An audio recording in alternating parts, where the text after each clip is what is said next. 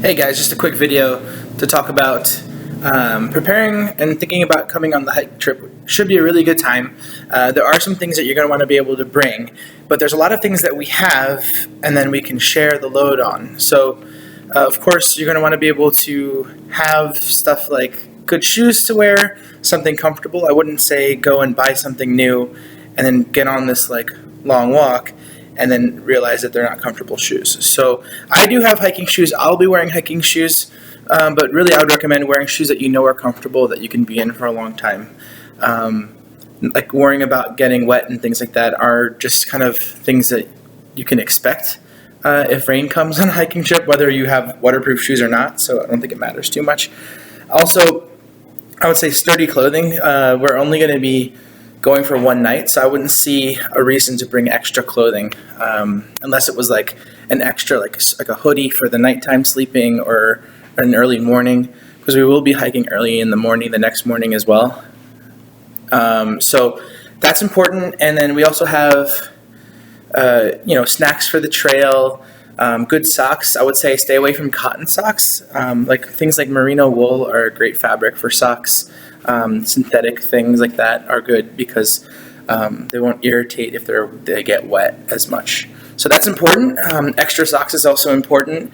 One of those like really loose temporary ponchos are cool because then they're big enough to go over your backpack as well. So that's a great thing for a baseline in case we have rain.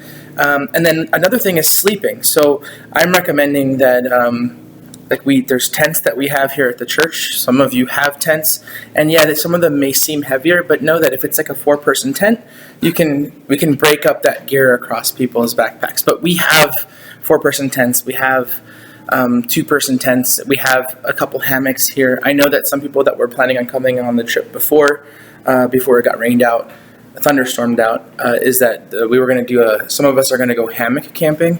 I would say hammock is awesome. It works really well.